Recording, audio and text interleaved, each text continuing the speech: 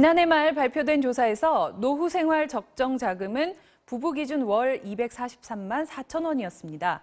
최소 생활비는 부부 기준 월 176만 원, 개인의 경우 108만 원 수준이었는데요. 이 정도 노후 자금 마련 사실 쉽지 않습니다.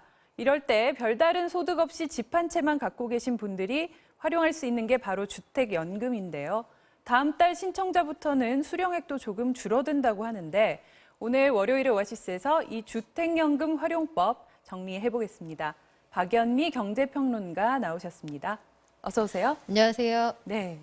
자, 이 노후 준비 점점 더 중요해지고 있는데 네. 현재 그 노년층 가구의 평균 보유 자산 어느 정도 됩니까? 지금 금액 기준으로 보면 만 60세에서 84세 기준으로요. 평균 4억 2,200여만 원을 가지고 있는데 네. 이 중에 75%가 집입니다. 네. 나머지 뭐 금융자산이니 이런 것들의 비중은 좀 미미했고요.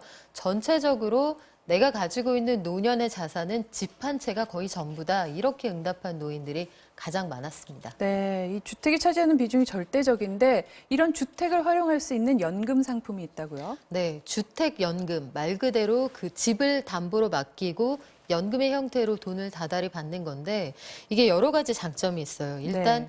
집을 소유권을 넘기지 않은 채로 사망할 때까지 집을 맡겨놓은 채 여기에 따른 그 연금을 받을 수 있다는 게 가장 큰 장점이고요. 네. 뭐 이사를 가시든 아니면 중간에 부부 중에 한 분이 사망을 하시든 계속 끝까지 받을 수가 있습니다. 그리고 예. 전체적으로 이것도 일종의 대출이잖아요. 집을 맡기고 대출을 받는 형태인데 네. 여기에서 적용하는 이자가 전 금융권에서 VIP 고객에게 주는 이자보다 싸요. 그러니까 소비자 입장에서는 굉장히 유리한 금융상품인데 역시 가입 과정에서는 상속 문화를 뛰어넘는 것, 네. 혹여 알게 됐을 때 반대하는 자식들의 의견 이런 걸 뛰어넘는 게 사실 가장 큰 관건입니다. 예. 자, 그러면 이 집만 있으면 누구나 다 이 주택연금에 가입할 수 있습니까? 가입 자격 조건이 좀 있는데요. 일단 부부 기준으로 해서 시가 9억 원 이하인 주택을 가진 경우에만 가능합니다. 네. 다주택자인 경우에도 시가의 총합이 9억 원 이하이면 괜찮은데요. 만약에 우리 집이 9억 원을 초과한다, 내지는 9억 원을 초과하는 다주택자이다. 네. 그런데 가입을 원한다고 하면 3년 안에 1주택자가 되겠다고 약속을 하고 집을 처분을 하면 됩니다. 네. 이 경우에는 가입이 가능하고요. 다만 이제 주택담보대출의 형태이지만 내가 담보로 잡히려고 하는 그 집에 내가 살고 있어야 돼요. 그 집을 전월세로 다른 세입자에게 주고 있으면 안 되고요. 네. 또 그 다주택자라고 해도 합산 가격이 이제 9억 원을 넘어서면 안 된다는 말씀 드렸고 예. 주택 소유자나 배우자가 만 60세 이상이어야 합니다. 또 확정 기간 방식이라는 거 조금 이따 더 구체적으로 설명을 드릴 텐데 네. 이 경우에는 주택 소유자 또는 배우자가 그 만 60세 이상인 경우에 그 중에서 두 분 중 한 분이 만 55세만 넘으면 가입을 하실 수가 있습니다. 네. 자, 그럼 이 가입하면 연금은 어떻게 바로 받을 수 있는 건가요? 부부 중 한 명이 60세 이상인 경우에 신청을 하면 그 60세를 넘는 그 시점부터 받으실 수가 있거든요. 네. 대부분 많이 선택을 하시는 종신형을 선택을 하시면 지금 그래픽에 나오고 있는데요. 돌아가실 때까지 받을 수가 있습니다. 예. 확정 기간형이라는 건 뭐냐면 지급 받을 수 있는 기간을 본인이 선택을 하는 건데요. 만약에 내가 70세다 그러면 10년에서 15년을 선택할 수 있고요. 가장 그 신청할 수 있는 가장 낮은 연령, 만 55세 이상이다 할 경우에는 최대 25년까지 받겠다고 선택할 수 있는데 종신형은 돌아가실 때까지 받는 거니까 얼마나 더 받게 될지 예측할 수가 없잖아요. 네. 반면에 확정 기간형은 얼마 동안만 받을 수 있다 이게 예측 가능하기 때문에 월 단위로 수령하게 되는 금액은 훨씬 큽니다. 종신형이 그 확정 기간형이 확정 훨씬 큰 거죠. 기간형이요. 지금 나오고 있죠. 네, 지금 주택연금이 월 단위로 얼마씩 지급이 되느냐 표로 나오고 있는데요. 그래서 확정 기간형의 경우에 금액이 더 크죠. 위쪽으로 올라갈수록 더 격차가 많이 벌어지는데요. 네. 만약에 내가 지금 70세다, 그리고 확정 기간형으로 받는다 하면 종신형하고의 차이가 훨씬 더 크게 벌어집니다. 예. 자, 그런데 이 가입할 때는 길게 한 2, 30년 내다보고 가입을 했는데 그 가입자가 뭐 몇 년 안에 사망을 한다든지 하면 이 연금은 어떻게 되는 겁니까? 또 이 유족에게 상속도 가능한가요? 네, 일단 계속 받으실 수 있고 상속도 가능합니다. 네. 두 분 중에 한 분이 먼저 돌아가셨다고 하면 반년 안에 내가 이 연금을 계속 받겠다고 신청을 하시면 계속 받으실 수가 그 있고요. 배우자분이 네, 받게 배우자가 되는 거죠? 받을 수 있고요.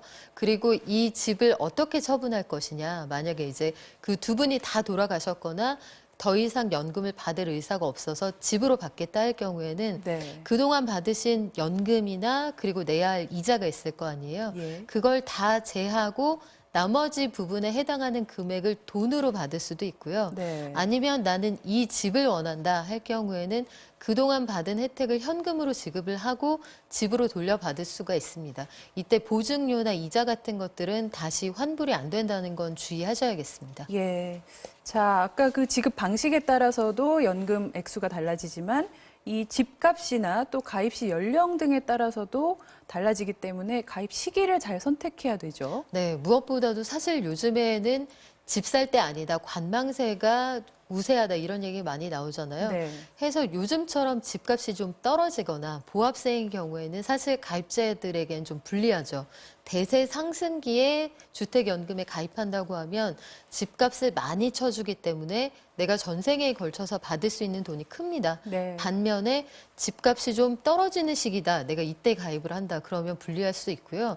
사실 꼭 주택시장의 변수가 아니더라도 매년 점점 기대 여명이라는 게 늘어나고 있거든요. 네. 오래 살 가능성이 크기 때문에 매월 지급하는 돈은 더 잘게 쪼개질 가능성이 크잖아요. 네네. 만약에 내가 60세 이상인데 주택연금 가입 시점을 보고 계시다고 하면 사실 한 해라도 좀 빨리 더 알아보시는 게 유리할 수 있습니다. 예. 이게 그 지난해 9.13 대책과도 좀 가입 건수 같은 게 많이 연관이 돼 있던데요. 그렇죠. 9.13 대책 이후에 주택시장이 좀 얼어붙을 거다 이런 예상이 나오고 나서 가입자 수가 꽤 많이 늘었거든요. 네. 지난해 9월 기준으로 가입자 수가 584명이었는데 9.13 대책이 나온 뒤에 10월에는 이게 1,000건을 넘어섭니다. 그러니까 시장이 그만큼 빠르게 변화할 걸로 예상하는 분들이 많았다는 거고요. 실제로 그 최근 들어서는 그래서 그 집값이 좀 떨어질 것 같고 집의 가격을 매기는 것 아니면 기대 여명 이런 것들이 불리할 것 같으니까 굉장히 콜센터에 전화들을 많이 하세요. 네. 그러니까 방송 시작하기 전에도 몇 가지 추가로 확인할 부분이 있어서 전화를 거는데 평균 대기 시간이 10분이 넘어가더라고요. 네. 이런 부분들은 고려하시면 좋겠습니다. 예. 그래서 이게 다음 달부터는 연금 수령액이 조정이 되죠. 하향 조정이 되는데 언제부터 얼마나 줄어듭니까? 다음 달 3월 4일 가입자부터 이제 새로운 기준이 적용이 되는데요. 네. 기대 여명이나 금리 상황 이런 것들이 전반적으로 반영이 됩니다. 지금 그래픽이 나오고 있는데요. 종전에 62만 원 받으시던 60세 가입자라면 59만 원으로 수령액이 줄어들게 돼요. 동일한 기준일 때. 그리고 75세의 경우에는 115만 원이던 것이 112만 원으로 줄어드니까 전체적으로 평균 1.5% 정도 연금 수령액이 줄어들게 됩니다. 네.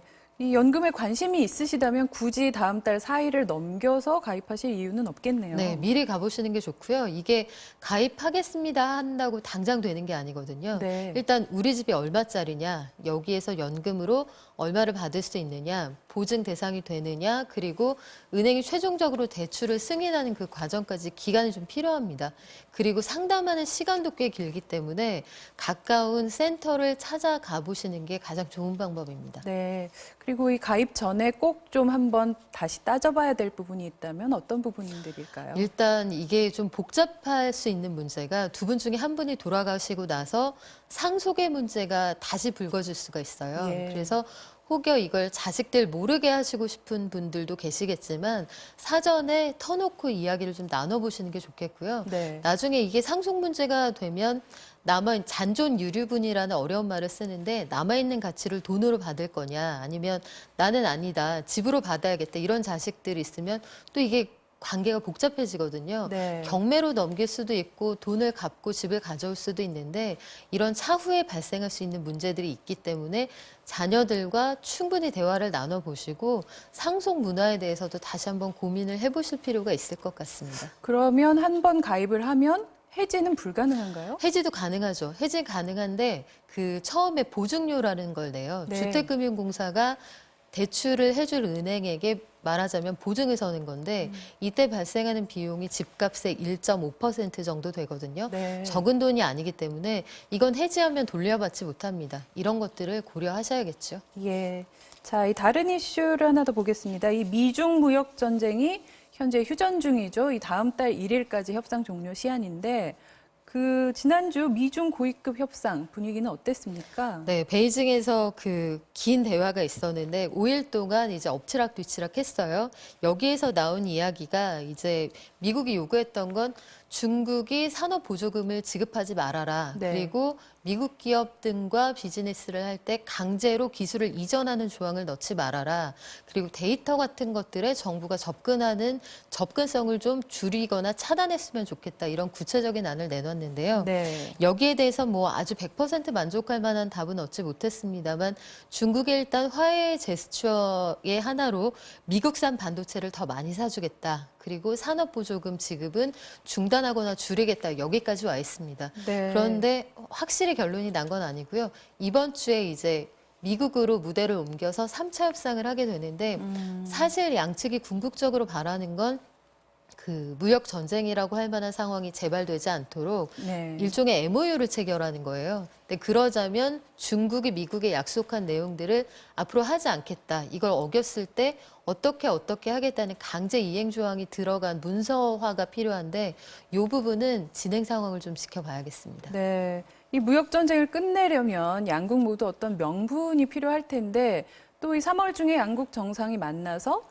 최종 담판을 지을 거다 이런 전망도 나오고 있는데 어떻게 보십니까? 가정에 볼 수 있죠. 일단 중국에서는 3월에 그 전인대라는 아주 큰 정치 행사가 있잖아요. 3월에 그 중국이 가지고 있는 정치 일정 중에 가장 큰 두 가지 행사, 양회가 있습니다. 특히 네. 우리가 주목하는 게 전국 인민대표자 대회인데요. 3월 5일이죠.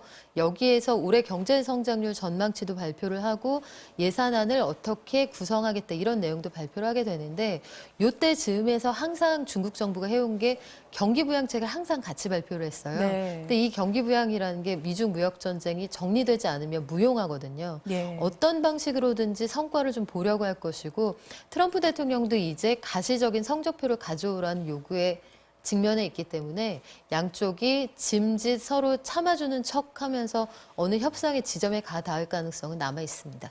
네. 자, 월요일 오아시스 오늘은 여기서 마무리하겠습니다. 지금까지 박연미 경제평론가와 함께했습니다. 오늘 말씀도 고맙습니다. 고맙습니다.